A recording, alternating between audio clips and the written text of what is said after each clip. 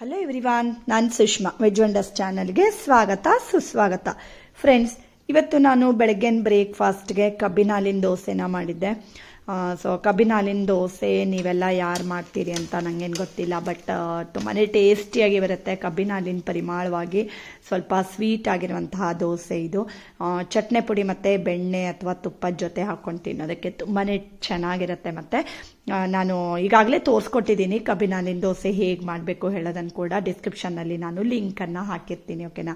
ಹಾಗೆ ಇವತ್ತಿನ ಬ್ಲಾಗಲ್ಲಿ ಏನೇನೆಲ್ಲ ಇದೆ ಏನು ಹೇಳೋದನ್ನು ನೋಡ್ತಾ ಹೋಗೋಣ. ಹಾಗೆ ಮತ್ತು ಇವತ್ತು ಲಂಚ್ಗೆ ನಮ್ಮ ಮನೆಗೆ ಗೆಸ್ಟ್ ಬರೋರಿದ್ದರು. ಸೊ ಅದಕ್ಕೋಸ್ಕರ ಸ್ವಲ್ಪ ಸ್ಪೆಷಲ್ ಆಗಿ ಲಂಚ್ಗೆ ಎಲ್ಲ ನಾನು ರೆಡಿ ಮಾಡ್ತಾ ಇದ್ದೀನಿ. ಹಾಗೆ ಸೃಜನ್ಗೆ ಸ್ಕೂಲಲ್ಲಿ 1-2-3 ಆ್ಯಕ್ಟಿವಿಟೀಸ್ನಲ್ಲಿ ಪ್ರೈಸ್ ಬಂದಿತ್ತು. ಸ್ವರ್ಣವಲ್ಲಿ ಮಠದ ಗುರುಗಳಿಂದ ಪ್ರೈಸ್ ತೊಗೊಳ್ಳೋದೇ ಏನೋ ಒಂದು ರೀತಿ ಖುಷಿ. ಪ್ರೈಸ್ ಬಂದಿದೆ ಹೇಳೋದಕ್ಕಿಂತ ಅವ್ರ ಆಶೀರ್ವಾದದ ಜೊತೆಗೆ ಇದು ಸಿಕ್ತಲ್ಲ ಹೇಳುವಂತಹ ಒಂದು ಖುಷಿ.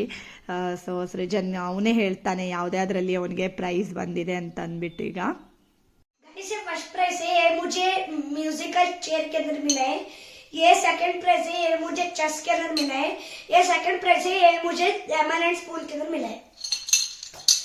ಮತ್ತು ಈಗ ನೋಡಿ, ನಾನು ಪಾಲಕ್ ಪುಲಾವನ್ನು ಮಾಡ್ತಾ ಇದ್ದೀನಿ. ಬರುವಾಗಲೇ ಅಮ್ಮ ಘಮ ಘಮ ಸ್ಮೆಲ್ ಬರ್ತಾ ಇದೆ, ಏನು ಮಾಡ್ತಾ ಇದೆಯಾ ಅಂತ ಕೇಳ್ತಾನೆ ಬರ್ತಾ ಇದ್ದಾರೆ.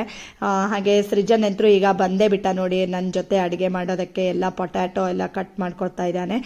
ಮತ್ತು ಈಗ ನೋಡಿ, ನಾನು ಮಿರ್ಚಿ ಬಜ್ಜಿನ ಮಾಡೋದಕ್ಕೆ ಕಡಲೆ ಹಿಟ್ಟಿಗೆ ಒಂದು ಸ್ವಲ್ಪ ಓಂ ಕಾಳನ್ನು ಈಗ ಸೇರಿಸ್ಕೊಂಡಿದ್ದೀನಿ. ಮತ್ತು ಒಂದು ಸ್ವಲ್ಪ ಚಿಟಕಿಯಷ್ಟು ಸೋಡಾನ ಹಾಕ್ಕೊಳ್ತಾ ಇದ್ದೀನಿ. ನೀವೆಲ್ಲ ಮಿರ್ಚಿ ಬಜ್ಜಿನ ಹೇಗೆ ಮಾಡ್ತೀರಿ ಹೇಳೋದನ್ನು ನನಗೆ ಕಮೆಂಟ್ ಮಾಡಿ ತಿಳಿಸಿ, ಓಕೆನಾ. ಸೊ ಈಗ ಕಡಲೆ ಹಿಟ್ಟಿಗೆ ಒಂದು ಸ್ವಲ್ಪ ಸೋಡಾ ಮತ್ತು ಓಂ ಕಾಳನ್ನು ಹಾಕ್ಕೊಂಡಿದ್ದೀನಿ. ಹಾಗೆ ಎಲ್ಲ ಮಿರ್ಚಿ ಮೆಣಸನ್ನು ತೊಗೊಂಡು ಬಂದಿದ್ದೀವಿ. ಆಗಲೇ ನಾನು ಕುಕ್ಕರ್ನಲ್ಲಿ ಪುಲಾವ್ ಕೂಡ ರೆಡಿ ಮಾಡೋದಕ್ಕೆ ಅಂತ ಇಟ್ಟಿದ್ದೀನಿ. ಮತ್ತು ಈಗ ನೋಡಿ, ಮಿರ್ಚಿನ ಮಿಡ್ಲಲ್ಲಿ ಈ ರೀತಿ ಒಂದು ಸ್ವಲ್ಪ ಕಟ್ ಮಾಡ್ಕೊಳ್ತಾ ಇದ್ದೀನಿ. ಈ ರೀತಿ ದಪ್ಪ ಇರುವಂಥ ಮಿರ್ಚಿ ಅಷ್ಟೇನು ಖಾರ ಇರಲ್ಲ. ಸೊ ಇದು ಖಾರ ಆಗದೇ ಇರೋ ರೀತಿಯಲ್ಲಿ ಕೂಡ ಇದಕ್ಕೆ ಮಿಡ್ಲಲ್ಲಿ ಏನು ಮಾಡ್ಕೊಳ್ಬೇಕು ಹೇಳೋದನ್ನು ನೋಡ್ಕೊಳ್ಳೋಣ.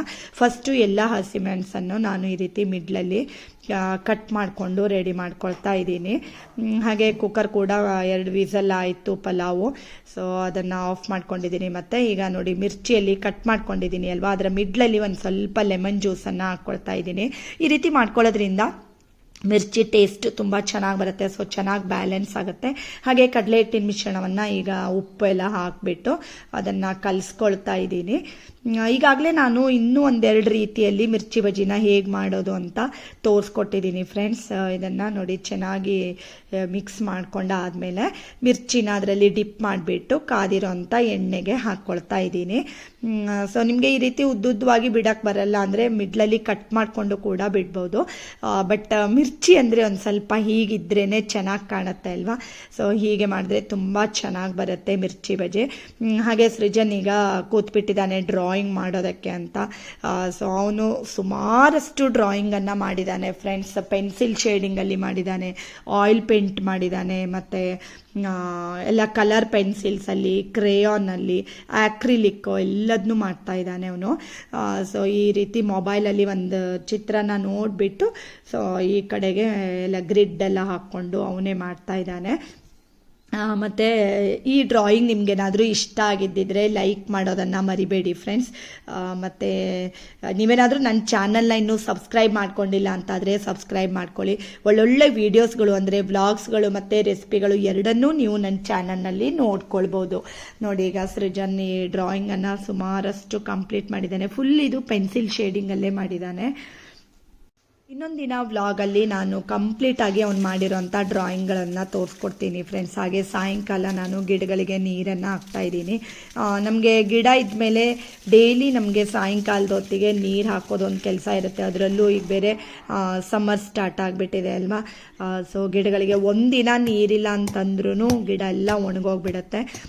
ನಮ್ಮನೇಲಿ ಈ ಸಾಂಬಾರು ಸೊಪ್ಪು, ದೊಡ್ಡಪತ್ರೆ ಎಲೆ ಅಂತ ಹೇಳ್ತೀವಿ ಅಲ್ವಾ, ನಾವು ಅದಕ್ಕೆ ಸಾಂಬಾರು ಸೊಪ್ಪು ಅಂತ ಹೇಳ್ತೀವಿ, ಅದು ಇದ್ದಿತ್ತು ಮೊದಲು.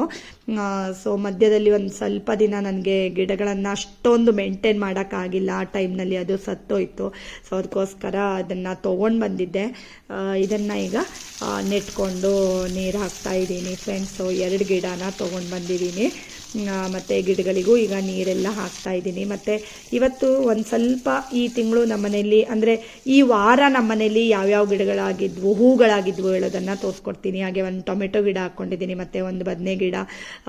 ಮೊದಲು ಒಂದು 2 ಗಿಡ ಇತ್ತು, ಚೆನ್ನಾಗಿ ಒಂದಿಷ್ಟು ಬದನೆಕಾಯಿಗಳು ಬಂದಿದ್ವು ಫ್ರೆಂಡ್ಸ್. ಈಗ ಇನ್ನೊಂದು ಗಿಡನ ಹಾಕಿ ಈಗ ದೊಡ್ಡದಾಗಿದೆ, ನೋಡ್ತಾ ಇರ್ಬೋದು ನೀವು ಎಷ್ಟು ಚೆನ್ನಾಗಿ ಅದರಲ್ಲೆಲ್ಲ ಹೂ ಬಂದಿದೆ. ಇನ್ನೂ ಅಷ್ಟೇ ಬರಬೇಕು ಕಾಯೆಲ್ಲ.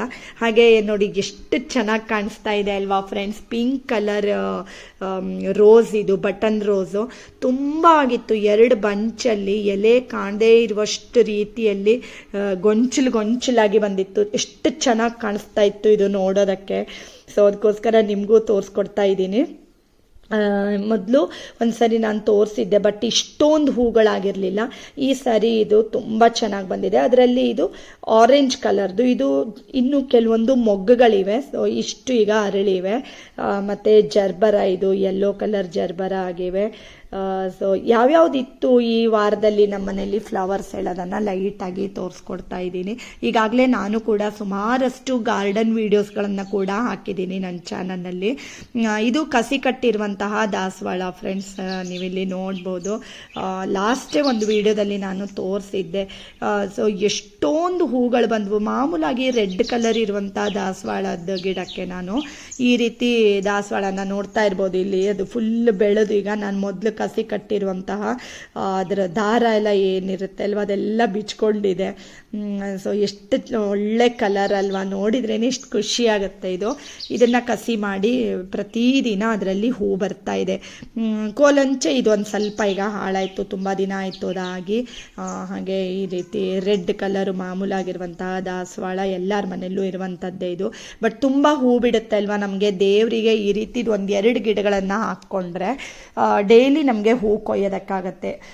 ಇಲ್ಲಾಂದರೆ ಈ ಕೆಲವೊಂದು ಈ ಹೈಬ್ರಿಡ್ ದಾಸವಾಳ ಎಲ್ಲ ನಾವು ಹಾಕ್ಕೊಳ್ತೀವಿ ಅಲ್ವಾ, ಅದೇನಾಗುತ್ತೆ ಅಂದರೆ ಡೈಲಿನೂ ಅಂದರೆ ಜಾಸ್ತಿ ಹೂವೆಲ್ಲ ಬರಲ್ಲ. ಸೊ ಎಲ್ಲೋ 15 ದಿನಕ್ಕೊಮ್ಮೆ ಒಂದೊಂದು ಹೂವು ಆ ರೀತಿ ಬರುತ್ತೆ ನೋಡಿ. ಇದು ಅಷ್ಟೇ ತುಂಬ ಹೂ ಬರುತ್ತೆ. ಸೊ ಈ ರೀತಿ ದಾಸವಾಳ ಒಂದು 5-6 ಗಿಡಗಳಿದ್ದರೆ ಸಾಕು ಫ್ರೆಂಡ್ಸ್, ಎಲ್ಲ ಬುಟ್ಟಿ ತುಂಬ ಹೂವನ್ನು ಕೊಯ್ದು ನಾವು ದೇವರಿಗೆ ಏರಿಸ್ಬೋದು ಅಲ್ವಾ. ಸೊ ಇದು ಅಷ್ಟೇ ಮಾಮೂಲಿ ಎಲ್ಲರ ಮನೆಯಲ್ಲೂ ಇರುವಂತಹ ದಾಸವಾಳ. ಇದೆಲ್ಲ ಒಂದಿಷ್ಟು ದಾಸವಾಳ ಗಿಡಗಳನ್ನ ಹಾಕ್ಕೊಂಡಿದ್ದೀನಿ. ನೋಡ್ತಾ ಇರ್ಬೋದು ನೀವು ಎಷ್ಟಾಗಿದೆ ಅಲ್ವಾ. ಒಂದು ಗಿಡದಲ್ಲಿ ಸುಮಾರು 8-10 ದಾಸವಾಳ ಸಿಗುತ್ತೆ. ಈ ರೀತಿ ಮಾಮೂಲಾಗಿರುವಂತಹ ದಾಸವಾಳದ ಗಿಡಗಳನ್ನು ನಾವು ಹಾಕ್ಕೊಂಡ್ರೆ. ಇದು ಬಿಳೆ ನಂಜಟೆ ಅಂತ ಹೇಳ್ತೀವಿ. ಇದು ಅಷ್ಟೇ ಸ್ವಲ್ಪ ಗಿಡ ಚಿಕ್ಕದಿದೆ, ಆದ್ರೂ ಸುಮಾರಷ್ಟು ಹೂಗಳು ಬಂದವು ಇದರಲ್ಲಿ. ಇದು 1 ವಾರದವರೆಗೆ ಕೂಡ ಇರುತ್ತೆ, ಒಂದು ಸ್ವಲ್ಪ ಕೂಡ ಹಾಳಾಗಲ್ಲ, ಚೆನ್ನಾಗಿರುತ್ತೆ. ಮತ್ತು ಗಟ್ಟಿಯಾಗಿರುತ್ತೆ ಈ ಹೂ ಒಂಥರ. ದೇವರಿಗೆ ನಮಗೆ ಡೈಲಿ ಕೊಯ್ಯೋದಕ್ಕೆಲ್ಲ ಚೆನ್ನಾಗಿರುತ್ತೆ. ಮತ್ತು ಈ ನಂಜತೆ ಗಿಡ ಒಂದು ಸ್ವಲ್ಪ ದೊಡ್ಡದಾದ್ಮೇಲೆ ಗಿಡ ತುಂಬ ಹೂ ಬರುತ್ತೆ ಫ್ರೆಂಡ್ಸ್. ನನ್ನ ಅಮ್ಮನ ಮನೆಯಲ್ಲೆಲ್ಲ ಅದು ತುಂಬಾ ಹೂ ಆಗುತ್ತೆ. ಮತ್ತು ನೋಡಿ ಇದು ಇನ್ನೊಂದು ಜಾತಿ ದಾಸವಾಳ. ಸೊ ಸುಮಾರಷ್ಟು ಜಾತಿ ದಾಸವಾಳಗಳು ಇವೆ ನನ್ನ ಹತ್ರ. ಮತ್ತು ಈ ರೋಸ್ ಅಂತೂ ನೆಹರು ಗುಲಾಬಿ ಅಂತ ಹೇಳ್ತೀವಿ. ಒಂದು ಸಾರಿ ನಮ್ಮನೇಲಿ ಒಂದು 30-35 ಹೂ ಒಂದೇ ಸರಿ ಆಗಿತ್ತು. ಸೊ ನೋಡಿದ್ರಿ ಅಲ್ವಾ ಎಷ್ಟು ಚೆನ್ನಾಗಿ ಒಂದು ಬುಟ್ಟಿ ತುಂಬ ಹೂ ಸಿಕ್ಕಿದೆ ದೇವ್ರ ಪೂಜೆಗೆ. ಹಾಗೆ ಇವತ್ತಿನ ಈ ವ್ಲಾಗ್ ನಿಮ್ಗೆಲ್ರಿಗೂ ಇಷ್ಟ ಆಗಿದೆ ಅಂತ ಅನ್ಕೋತೀನಿ. ಇಷ್ಟ ಆದರೆ ಗೊತ್ತೇ ಇದೆ ಅಲ್ವಾ, ಲೈಕ್ ಮಾಡಿ, ಶೇರ್ ಮಾಡಿ, ಮತ್ತು ಸಬ್ಸ್ಕ್ರೈಬ್ ಮಾಡಿ. Thank you for watching.